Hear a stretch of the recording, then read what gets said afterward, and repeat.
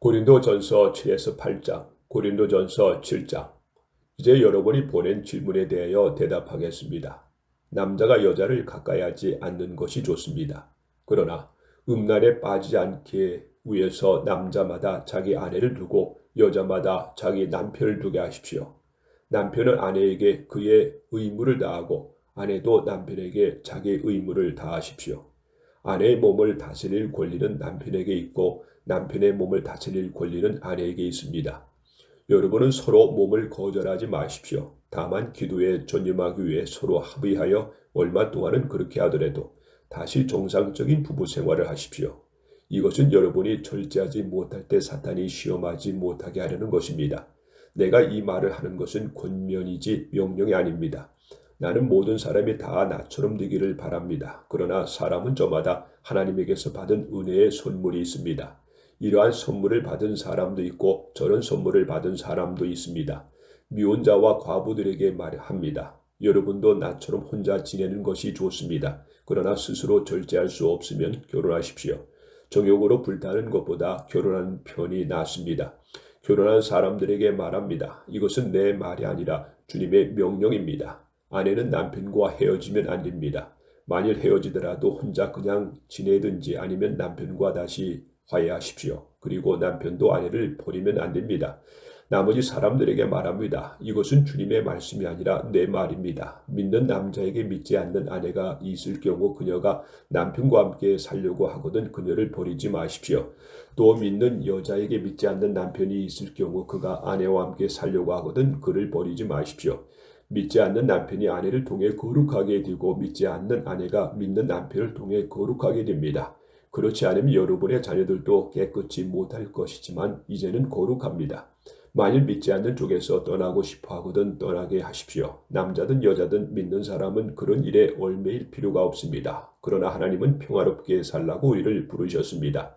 믿는 아내가 믿지 않는 남편을 구원하고 믿는 남편이 믿지 않는 아내를 구원하게 될지 어떻게 알겠습니까?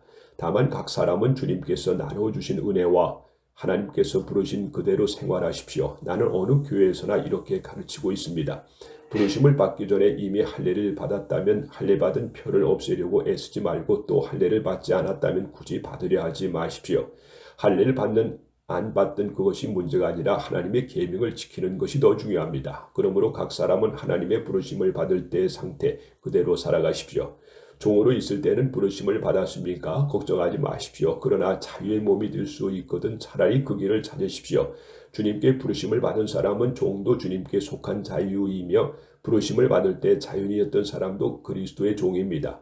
하나님께서 값을 치르고 여러분을 사셨으니 사람의 종이 되지 마십시오. 형제 여러분, 여러분은 부르심을 받은 그대로 하나님과 함께 살아가십시오. 처녀에게 대해서는 주님의 명령을 받지 못하였습니다. 그러나 나는 주님의 자비하심으로 신뢰할 만한 사람이 되어 내 의견을 말합니다. 임박한 재난을 생각한다면 사람이 독신으로 지내는 것이 좋을 것 같습니다. 아내가 있는 사람은 헤어지려고 하지 말고 아내가 없는 사람은 아내를 구하지 마십시오. 그러나 남자나 여자가 결혼하여도 죄를 짓는 것은 아닙니다. 다만 이러한 사람들은 세상살이가 고달프기 마련이므로 여러분을 아끼는 마음에서 하는 말입니다. 형제 여러분, 이제 때가 얼마 남지 않았습니다. 이제부터 안에 있는 사람은 없는 사람같이 하십시오. 우는 사람은 울지 않는 사람 같게 하고 기뻐하는 사람은 기뻐하지 않는 사람 같이 하며 무엇을 사는 사람은 그것을 소유하지 않은 것처럼 하고 세상 물건을 쓰는 사람은 다 쓰지 못하는 사람 같이 하십시오. 이 세상의 유황은 지나가 버립니다. 나는 여러분이 걱정 없이 살기를 바랍니다. 결혼하지 않은 남자는 어떻게 하면 주님을 기쁘시게 할까 하고 주님의 일에만 신경을 쓰시지만 결혼한 남자는 어떻게 하면 자기 아내를 기쁘게 할까 하고 세상 일에 신경을 쓰게 되어 마음이 갈라집니다. 그리고 결혼하지 않은 여자나 처녀는 주님의 일에만 신경을 쓰며 몸과 마음을 거룩하게 하려고 애쓰지만 결혼한 여자는 어떻게 하면 자기 남편을 기쁘게 할까 하고 세상 일에만 신경을 씁니다. 내가 이 말을 하는 것은 여러분의 유익을 위한 것이지 여러분의 자유를 구속하려는 것이 아닙니다. 나는 여러분이 올바른 생활을 하며 마음이 흐트러짐 없이 오직 주님만을 섬기게 되기를 바라는 것입니다. 만일 어떤 사람이 자기 처녀 딸에 대한 천사가 옳지 못하다고 느끼고 또 한창 꽃다운 시절이 지나 결혼을 시켜야겠다고 생각하면 그렇게 하십시오. 그것은 죄가 되지 않습니다. 그러나 꼭 결혼을 시켜야 할 이유도 없고 또 자기가 뜻대로 할 권리가 있어서 마음을 굳히고 자기 딸을 그냥 머무르게 있게 하기로 작정하여도 잘하는 일입니다. 그러므로 결혼시키는 것도 잘하는 일이지만 결혼시키지 않는 것도 더 잘하는 일입니다.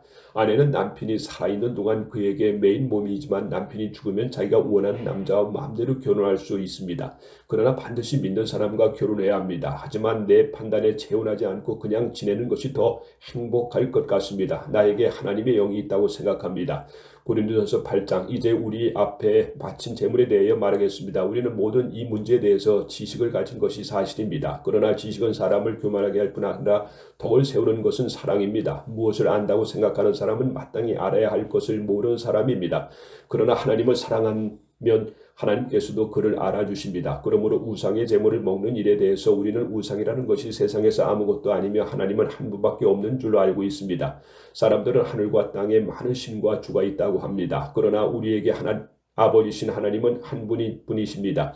그분은 만물을 창조하시고 우리도 그분을 위해서 존재합니다. 또 우리의 주님도 예수 그리스도 한 분뿐이십니다. 그분을 통해서 만물이 창조되었고 우리도 그분을 통해서 존재하고 있습니다. 그러나 이 진리를 모든 사람이 다 알고 있는 것은 아닙니다. 어떤 사람은 아직도 우상에 대한 습관이 남아있어서 그러한 음식을 우상에 바친 제물을 알고 먹기 때문에 그들의 양심이 약해져서 더럽혀집니다. 그러나 음식은 우리와 하나님과의 관계에 전혀 영향을 미치지 않습니다. 먹지 않는다고 해서 나쁠 것도 없고 먹는다고 해서 나을 것도 없습니다. 그렇지만 여러분이 가리지 않고 먹는 자유가 믿음이 약한 사람들에게 걸려 넘어지게 하는 장애물이 되지 않도록 조심하십시오.